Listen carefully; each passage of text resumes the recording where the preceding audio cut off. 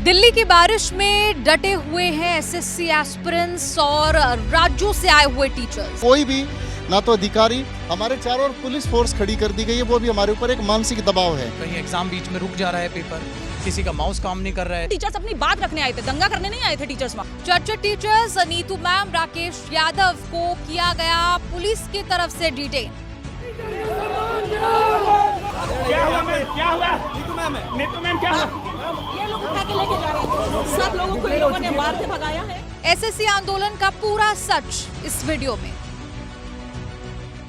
इस वक्त हम दिल्ली के जंतर मंतर पर हैं। आप लगातार देख रहे हैं एसएससी पोस्ट फेज 13 को लेकर जो चिंगारी लगी, उसने इतनी बड़ी जो शेप ले ली और उस एजुकेशन सिस्टम के खिलाफ ही अब जंग छेड़ दी है टीचर्स ने। अलग अलग राज्यों से टीचर्स दिल्ली आज पहुंचे, लेकिन तितर बितर होना पड़ा क्योंकि कई टीचर्स को डिटेन कर लिया गया। राकेश यादव सर को डिटेन किया गया, नीतू मैम को डिटेन किया गया। टीचर्स जो हमारे साथ यहाँ मौजूद है, जिनकी सुबह से इस प्रदर्शन में मौजूदगी रही, उनसे जानेंगे कि आखिर सुबह से हुआ क्या क्या है, क्या हुआ है। टीचर्स स्टूडेंट्स अपनी बात को रखने के लिए डीओपीटी जा रहे थे और बीच में हमें बहुत सारे पुलिस अधिकारियों ने रोक लिया। उसके बाद हमें बहुत गंदे तरीके से पुश किया गया। बहुत सारी हमारी महिला टीचर्स हैं, उनको भी धक्का दिया गया। उसके बाद राकेश यादव सर हैं, नीतू मैडम हैं और बहुत सारे हमारे साथी टीचर, उनको बसों में भरा और उनको इधर उधर भी घुमाया जा रहा है। उनका कोई भी पता नहीं। हमारी सीधी एक मांग है कि हम अपने बातों को मिनिस्ट्री तक पहुंचाएं। इस समय मानसून सत्र भी चल रहा है, लेकिन हमें पुलिस फोर्स के तहत भी सब चीज़ों की तरह से रोका जा रहा है और धक्का मुक्की करके हमें भगाया जा रहा है। अब स्थिति ऐसी है कि सिलेक्शन फेज 13 पूरी तरह एग्जामिनेशन बिगड़ चुका है। 12 अगस्त तक का पूरा कैलेंडर इन्होंने जारी कर दिया है, जो सिर्फ स्टेनो तक का है। 13 अगस्त से सीजीएल का पेपर, अभी तक उन बच्चों के लिए कोई सुनवाई नहीं है, ना उनका ये पता उनका पेपर होगा भी या नहीं होगा। एक बच्चा लगभग 1 से 1.5 साल इन्वेस्ट करता है किसी भी एग्जामिनेशन में, उसके बाद भी अगर उसको ये नहीं पता चले कि उसका पेपर होगा या नहीं होगा तो उसका कितना मनोबल टूटता है। बहुत सारे बच्चे जिन्होंने अपने एडमिट कार्ड डाउनलोड किए, उनका एग्जामिनेशन सेंटर ही नहीं पता। सीपीओ का मुद्दा करीब पेपर का रिजल्ट अभी तक 18-19 महीने, आप ही के चैनल के जरिए मैंने पहले भी आवाज उठाई थी, आज तक डीओपीटी इसका जवाब नहीं दे पाई है। आज तक चेयरमैन साहब भी इसका जवाब नहीं दे पाए हैं। हर दरवाजा खटखटा लिया। आज माहौल ऐसा है कि हर एक टीचर इन बच्चों के साथ यहाँ जंतर मंतर पे काफी समय से खड़ा हुआ, लेकिन कोई भी ना तो अधिकारी, हमारे चारों ओर पुलिस फोर्स खड़ी कर दी गई है, वो भी हमारे ऊपर एक मानसिक दबाव है कि हमारे ऊपर किसी भी समय लाठीचार्ज हो सकता है। पुलिस के खुद के अपने जो मतलब अधिकारी लोग हैं, कांस्टेबल्स हैं, वो भी कैमरा लेकर हमारी फुटेज ले रहे हैं। हमें इस बात का भी डर है, क्या पता हमारे को भी कल को खतरा हो जाए। आप लोग कहाँ से, आप भी आगे आ जाइए। आप कहाँ से आए? मैं गुड़गांव से आया हूँ। एसएससी अड्डा हमारा चैनल है। बहुत सारी अव्यवस्थाएं हैं। मतलब हम लोग सेंटर पे पहुँचे हैं। कल हम 1-2-3 दिन से मैं सेंटर्स पे जा रहा हूँ, तो मतलब प्रॉब्लम्स इतनी है ना, जिसकी लिस्ट भी अगर हम बनाएं तो वो कम है हमारे लिए। कि पहली चीज़ तो एंट्री कोई टाइम नहीं है, बायोमेट्रिक कहीं हो रहा है कहीं नहीं हो रहा है। इवन किसी हॉल में एग्ज़ाम स्टार्ट हो गया एक सेंटर के, और दूसरे हॉल में बच्चे मोबाइल में कैमरा लेके वीडियो शूट कर रहे हैं। क्वेश्चंस, इमेज के जितने भी क्वेश्चंस है, क्वेश्चन है ही नहीं, बट आंसर करना है किन्हीं और क्वेश्चन के आंसर लगे हुए आ रहे हैं। यानी जो रेफरेंस के लिए चित्र दिखाया जाता है कि इसके आधार पर आपको जवाब देना है, वो चित्र है ही नहीं वहाँ। चित्र नहीं है। उसके बाद 5-5, 6-6 क्वेश्चन के आंसर पहले से लगे हुए आ रहे हैं। ठीक है। उसके बाद भी क्या हो रहा है, हर सिस्टम हर आंसर लगे हुए आ रहे हैं, यानी क्वेश्चन पहले से मार्क है कि इसका आंसर ए है, इसका आंसर बी है, सी है, डी है, वो पहले से ही मार्क आ रहा है। उसके बाद और समस्याएं क्या हैं कि माउस क्वेश्चन वो नेक्स्ट कर रहे हैं, नेक्स्ट नहीं हो रहा है। 1 क्लिक में नहीं, 2-3-4 क्लिक में भी नहीं हो रहा है। जब वो वहाँ के जो इन्विजिलेटर्स हैं उनसे कहा जा रहा है कि सर हमारे माउस में प्रॉब्लम है, तो कोई सुनवाई नहीं, कह रहे हैं एसएससी से कंप्लेन कर दो, हमें इससे कोई मतलब नहीं है। उसके बाद और समस्याएं क्या आ रही हैं, ये तो क्वेश्चंस की प्रॉब्लम होगी। उसके बाद बाउंसर्स, मैं तो ये नहीं समझ पा रहा हूँ कि भैया ये एग्ज़ाम कंडक्ट हो रहा है, यहाँ पे क्या कोई दंगा फसाद करने आया है? बच्चा एग्ज़ाम देने आया। पहली बार मैं कहीं देख रहा हूँ किसी एग्जामिनेशन सेंटर पे कि बाउंसर्स रखे गए हैं बच्चों से मारपीट करने के लिए। खाली इस बात पे, परसों एक बच्चे को मारा गया, उसने ये पूछ लिया कि बाकियों को एंट्री दे दी, मुझे क्यों नहीं दे रहा, उसको मारा गया है। तो मतलब मुझे ये नहीं समझ आ रहा है, गवर्नमेंट एग्ज़ाम देने के लिए बाउंसर्स की नीड कहाँ से आने लगी? क्या पुलिस प्रशासन या कोई प्रशासन एग्ज़ाम शांति ढंग से नहीं करा सकता? और आप सब भी आए हैं, कहाँ से आए हैं आप टीचर्स? हम टीचर्स दिल्ली के ही में, दिल्ली से आए हुए हैं। बहुत क्या नाम है आपका? जयदीप। तो दिक्कत क्या है, शुरू से अगर छोटे शब्दों में बताएं, एग्ज़ाम कंडक्ट होता है एसएससी का, और जो एग्ज़ाम कंडक्ट होता है उस एग्ज़ाम में जितनी भी चीज़ें हो सकती थी, शुरू से ही गलत ये होती है कि एडमिट कार्ड जो स्टूडेंट का है, एडमिट कार्ड जो स्टूडेंट का है वो एग्ज़ाम उसका 2 दिन के बाद है, सिर्फ 1 या 2 दिन पहले उसका एडमिट कार्ड आ रहा है। 500-600 किलोमीटर दूर उसका सेंटर है, वो सेंटर ढूंढते ढूंढते जा रहा है कहीं खेतों में, छोटा सा अपना कमरा वमरा लेके 50-60 कंप्यूटर रख के वहाँ पे उसका एग्ज़ाम कंडक्ट कराया जा रहा है, जहाँ पे नेटवर्क प्रॉब्लम है।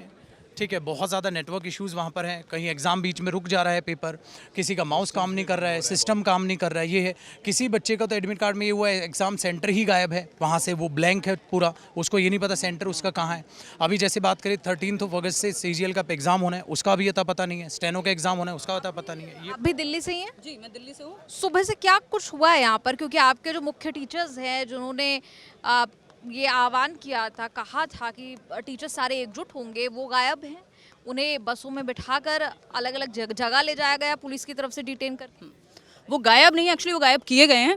और टीचर्स और स्टूडेंट, टीचर्स का काम पढ़ाना है और स्टूडेंट्स का काम पढ़ना है, ये दोनों अपना अपना काम कर रहे थे मजबूरन, जो हमारा काम ही नहीं है कि हम यहाँ रोड पे खड़े होकर के प्रोटेस्ट करें, ये कहें कि पेपर ठीक से करा लो।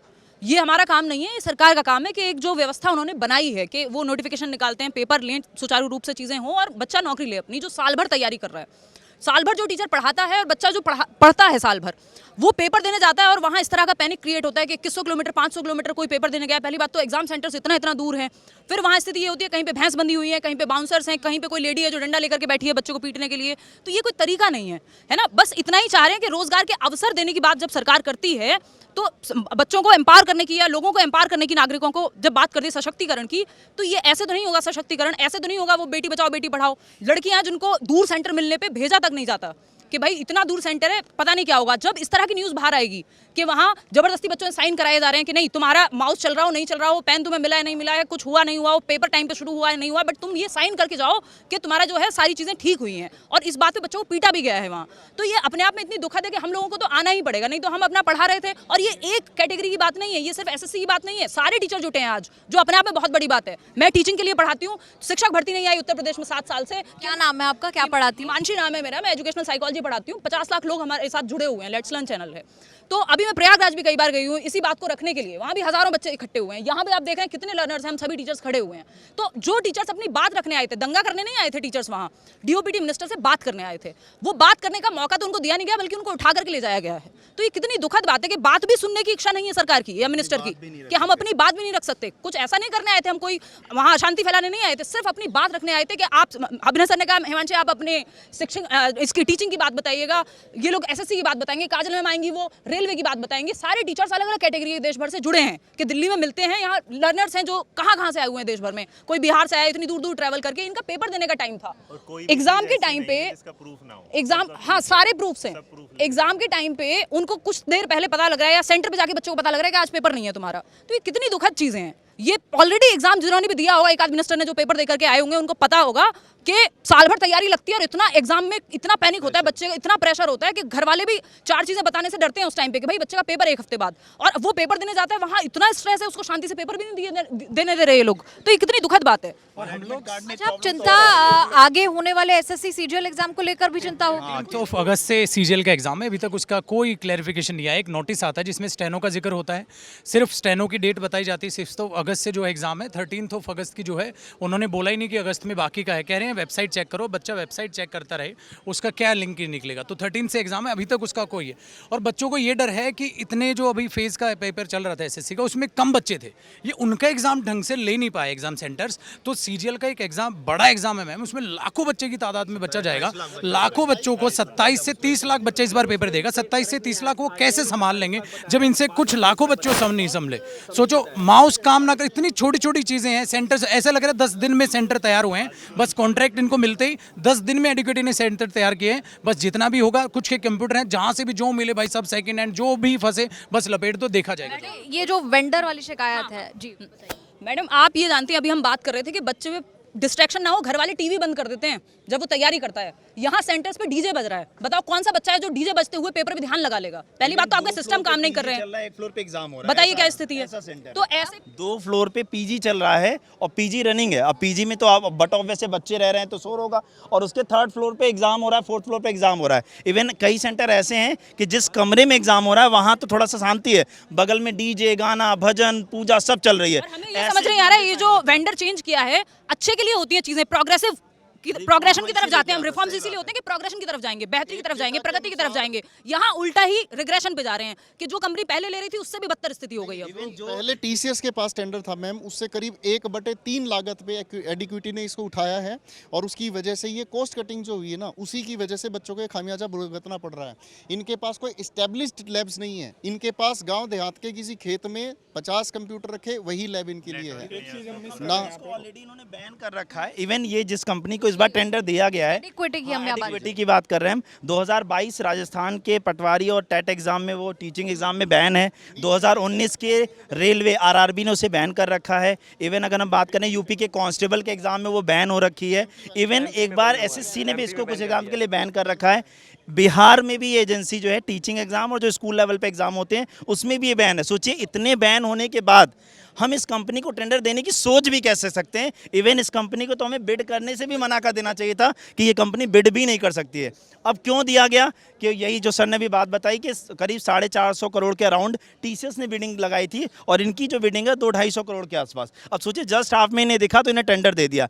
इवन टेंडर दिया, चलो ये भी ठीक था, चलो हम कहते हैं ठीक है, आपने सोचा हो कि पहले गलतियां थी, इस बार शायद कुछ अच्छा करें, लेकिन आप कम से कम ये तो चेक कर लेते कि जहाँ ये सेंटर बना रहे हैं क्या वो एक्चुअली में वो वेल स्टेबल सेंटर हैं जहाँ एग्जाम हम कंडक्ट करा सकते हैं या नहीं। मतलब एसएससी की कोई जिम्मेदारी नहीं। मैं सेंटर्स पे हूँ तो बच्चों ने पता है क्या कहा, जैसे कोई भी एजेंसी एग्जाम कराती है तो उसका एक रिप्रेजेंटेटिव हर सेंटर पे रहता है, जैसे कुछ बात हुई तो पता करें। तो इवन इनके कोई रिप्रेजेंटेटिव सेंटर्स पे हैं ही नहीं। सीधे सीधे वहाँ के जो इंचार्ज या जो भी हैं इस सेंटर के, वो सीधे कहते हैं आपको जो करना है एसएससी से को, हम कोई नहीं सुनने वाले। मतलब बड़ी बेसिक सी बात है कि आप हम सब लोग स्कूल कॉलेजेस में पढ़कर आए हैं, सेंटर्स हमेशा अलॉट होते रहे हैं, लेकिन ऐसी दिक्कतों का सामना शायद कम ही करना पड़ा हो, रेयर ओकेजन्स पर ही करना पड़ा हो। लेकिन एसएससी जैसी बड़ी संस्था जब एक बड़ा एग्जाम कराती है तो उससे अपेक्षा की जाती है कि वो कम से कम कंप्यूटर, माउस, जो आप जिससे एग्जाम दे पाए। तो देखिए ये है कि एक बच्ची का मैसेज आता है मेरे पास, मैं एसएससी के लिए पढ़ाता हूँ, टेक्स्ट बुक पे 35 लाख लोग हैं ऑलरेडी, सिलेक्शन पोस्ट के लिए हम पढ़ा रहे थे। उसका जो है सेंटर आता है आर के पुरम में। जब वो जो एडमिट कार्ड लेकर जाती है तो वहाँ पे पता चलता है उसका आर के पुरम में तो रोल नंबर ही नहीं है, उसका है पवन गंगा में। अब वो बताइए, जब वो ऑनलाइन चेक करती है तो उसका पवन गंगा दिखता है। अब इतनी बड़ी धांधली होगी तो वो बच्ची अब बताइए कैसे एग्जाम देगी पहले। लेकिन आपको कारण क्या लगता है इसका? ये जो एग्जाम सेंटर्स को लेकर शिकायत है, वेंडर्स को लेकर शिकायत है, अब क्या मूल कारण क्या समझ में आ रहा है आपको? या तो सीटें पहले ही बिकी हुई हैं, बच्चों को सिर्फ घुमाया जा रहा है, भटकाया जा रहा है, तो सीटें बिकी हुई हैं यानी पहले से इसके अंदर गबन होया हुआ है कि आपका सेंटर पवन गंगा सुबह दिखा रहा है, आप वहाँ पहुँचते और आपको पता चलता है आप आर के पुरम जा रहे हैं, तो इसका मतलब आप एग्जाम तो दे नहीं पाएंगे। आपको तो पेपर में बैठने से पहले ही डिस्क्वालीफाई कर दिया गया है। उसके बाद मोबाइल पर सीधी चैट हो रही है, सीधी बातें हो रही हैं, 100% पेपर लीक हो रहा है, लीकेज हो रही है, वीडियो बनकर बाहर आ रही है, बच्चों के साथ मारपीट हो रही है, बच्चों को पेपर ही नहीं देने दिया जा रहा है। तो इसका मतलब क्या हुआ? भर्तियां तो होंगी लेकिन इन्विजिलेटर्स जैसे, अब असल में क्या होता है कि हर चीज़ की ट्रेनिंग होती है प्रॉपर। तो अभी तक इससे पहले जितने भी एग्जाम्स हुए, इन्विजिलेटर को भी फ़ोन अलाउ नहीं होता अंदर। इवन अभी चूंकि कोई व्यवस्था तो है नहीं इनकी, तो इन्विजिलेटर्स, अब नए नए लड़के बने हुए इन्विजिलेटर, वो सेल्फी डाल रहे हैं कि मैं एग्जाम सेंटर में इन्विजिलेटर बना हुआ हूँ, सेल्फी डाल रहे हैं इन्विजिलेटर्स। तो मतलब ये समझिए, उसके बाद वो वीडियोज़ बना के तुरंत रील पोस्ट कर रहे हैं। इन्विजिलेटर्स का काम इस वक्त ये हो गया है। और जहाँ पर क्वेश्चन नहीं चल रहा लेकिन उनका सिस्टम सही चल रहा है कि वो रील बना के क्वेश्चन ड्यूरिंग एग्जाम वो रील्स बना के डाल रहे हैं। और जब सिस्टम बंद होता है, जैसे होता क्या है, यहाँ पे दिक्कत कहाँ आ रही है, जब सिस्टम बंद हुआ तो सिस्टम बंद होने का टाइमर रुक जाना चाहिए, टाइमर चल रहा है। और सोचिए, जिस बच्चे का जब सिस्टम ऑन होगा 2-4-5 मिनट का लॉस हुआ, कोई एक्स्ट्रा टाइम नहीं देना है। 60 मिनट का पेपर किसी का 45 मिनट हो रहा है, किसी का 40 मिनट हो रहा है। उस ड्यूरेशन में जिसका 2-3 बार सिस्टम बंद हो जाए, सोचिए उस बच्चे का फ्लो कितना ब्रेक हुआ, वो क्या पेपर दिया होगा। तीसरी चीज़, पेपर एआई से बनवा रहे हैं, कह दिया ठीक है, उन्होंने बस एआई में फीड कर दिया कि भैया ग्रेजुएशन लेवल का पेपर बना दो, अपना सिलेबस देखना भूल गया। ये बात लिखित तरीके से मौजूद है कि एआई से पेपर बनाया गया है। नोटिस आया एसएससी का जी, इस पे नोटिस दे रखा है बाकायदे, प्रॉपर एक नोटिस दिया एसएससी ने कि इस बार हम जो रिफॉर्म्स कर रहे हैं उसमें अब हम एआई बेस्ड सिस्टम को अप्लाई कर रहे हैं, जिसमें अब हमारे क्वेश्चन का लेवल मेंटेन रहे हर शिफ्ट में, हर पेपर में। क्योंकि होता क्या था, पहले जब मैनुअल पेपर हम बनाते हैं तो किसी शिफ्ट में हो गया पेपर, हमने बहुत ईजी बना दिया, किसी शिफ्ट पेपर बहुत टफ हो गया, तो उसको मेंटेन करने के लिए एआई का बेस हम यूज़ करने वाले थे। लेकिन हो क्या रहा है कि हमने एआई के क्वेश्चन बैंक को तो यूज़ कर लिया, बट हम एआई को ये इंस्ट्रक्ट करना भूल गए कि हमारा सिलेबस ये है। उन्होंने डाल दिया स्टैटिस्टिक्स का क्वेश्चन दे दो। अब स्टैटिस्टिक्स का क्वेश्चन एआई के अंदर जो भी फीड किया वो सारा उठा के दे रहा है, कोई लेवल मेंटेन नहीं, आउट ऑफ द सिलेबस। क्या ये गड़बड़ी एआई के कारण भी हुई है जो टीसीएस के पास जो टेंडर था मैम, उसका एक यूजुअल इंटरफेस था, उनके पास अपना एक लिमिटेड क्वेश्चन बैंक था। अब जैसे ही एडीक्यूटी को टेंडर मिला तो इन्होंने पहले अपना इंटरफेस चेंज किया, जिसके अंदर कोई भी कैंडिडेट अपनी फोटो के साथ एक लाइव फोटो अटैच करेगा। वेबकैम ना चलने की वजह से पहले ही एम्बिग्विटी में चला गया कि वो कैंडिडेट जेन्युइन है या नहीं है। दूसरी बात, इन्होंने जो क्वेश्चंस उठाए टीसीएस के क्वेश्चन बैंक से नहीं उठाए, इन्होंने इतना रैंडमाइज कर दिया क्वेश्चन को कि सिनोनिम एंटोनिम, जैसे इंग्लिश की मैं पढ़ाता हूँ तो इंग्लिश में पूछना जो नहीं चाहिए उसकी संख्या 25 में से 6-7 क्वेश्चन वही पूछ लिए जो पूछने नहीं चाहिए। अब ये सिचुएशन हो गई है कि जैसे टीसीएस एक सिलेबस बता के चलता था कि 25 क्वेश्चन में आपको ये चीज़ें पूछी जाएंगी, इतने मार्क्स ही पूछी जाएंगी। बच्चा वही माइंडसेट के साथ जा रहा है, लेकिन पेपर में जाके जब वो देख रहा है कि लगातार 6-7 क्वेश्चन तो इसी के फंस गए। जीएस में हिस्ट्री पूछी नहीं जा रही है, जीएस में अगर करंट अफेयर्स की तरफ जाए, करंट अफेयर्स पूछ रहा है आज से 8 महीने पुराना, 23-24 वाला पूछ रहा है, तो बच्चा इसलिए स्टक है कि यार मैं तैयारी किस चीज़ की करके जाऊँ। टीसीएस में क्लैरिटी तो होती थी, बच्चे के पास फेल होने के बाद भी एक संतुष्टि होती थी, यार मेरी तैयारी में ये कमी है। इसका तो यही नहीं पता कि सुबह की शिफ्ट में क्या आ जाए, शाम की शिफ्ट में क्या आ जाए। मैथमेटिक्स के क्वेश्चंस रीजनिंग में पूछे जा रहे हैं, तो कल के क्वेश्चन और आज की शिफ्ट में कोई पेपर देने आया, क्वेश्चन रिपीट हो रहे हैं।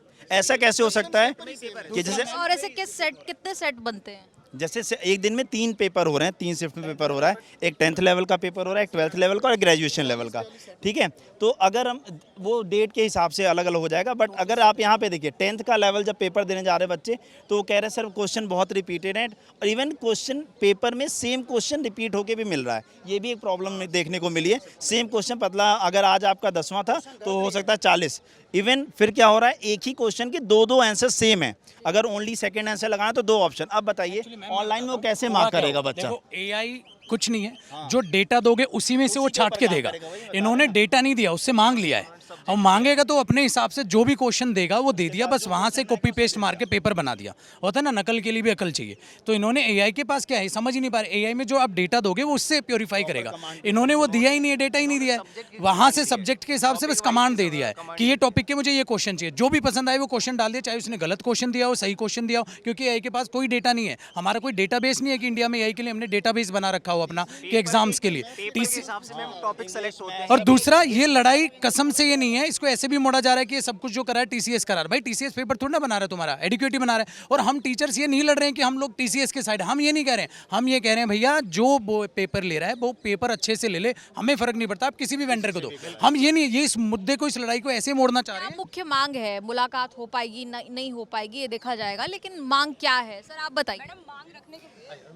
मैम ये तो मांग ऐसी है कि हमें बोलना भी नहीं चाहिए। हम एक सीधी सी मांग कर रहे हैं कि जब आपने एक रोल नंबर दिया है वो हज़ारों किलोमीटर दूर दिया, क्या आप ऐसा नहीं कर सकते कि नियर बाई किसी बच्चे को 30 से 50 किलोमीटर के दायरे में आप एक रोल नंबर दे दें, सही समय पर रोल नंबर जारी कर दें। अब आप इमेजिन कीजिए कि आप एक 1000 किलोमीटर के सेंटर पे पेपर देने जा रहे हैं, वहाँ पहुँच के आपको 8-10 किलोमीटर पैदल जाना पड़ रहा है, क्योंकि कन्वीनियंस ही नहीं है। गाँव के अंदर लैब खोल दी गई है, और बच्चा जब वहाँ पे पहुँचता है तो उसके बाद एंट्री में बायोमेट्रिक में दिक्कत है, उसके बाद वो एग्जाम में बैठेगा तो उसका माउस काम नहीं कर रहा है, उसको 1 घंटे के समय में वो आधा ही घंटा पेपर अटेम्प्ट कर पाया, पूरा उससे लिखवा लिया गया कि आपने पेपर दिया है, तो कैसे होगा। अब एक बच्चा जब इतनी तैयारी करके गया तो वो डिप्रेशन में क्यों नहीं जाएगा, वो नेगेटिव क्यों नहीं सोचेगा, वो क्रिमिनल प्रवृत्ति की ओर क्यों नहीं जाएगा, वो सुसाइड क्यों नहीं करेगा।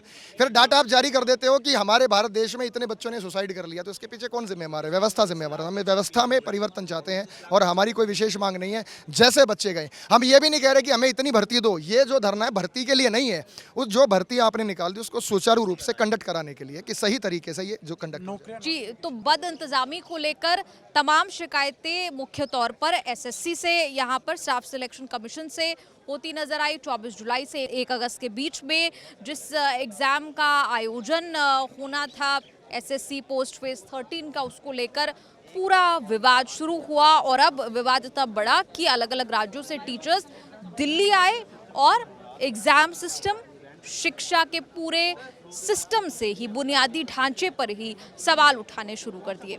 आपका इस रिपोर्ट पर क्या कुछ कहना है, कमेंट्स में लिखकर अपनी राय जरूर बताइए।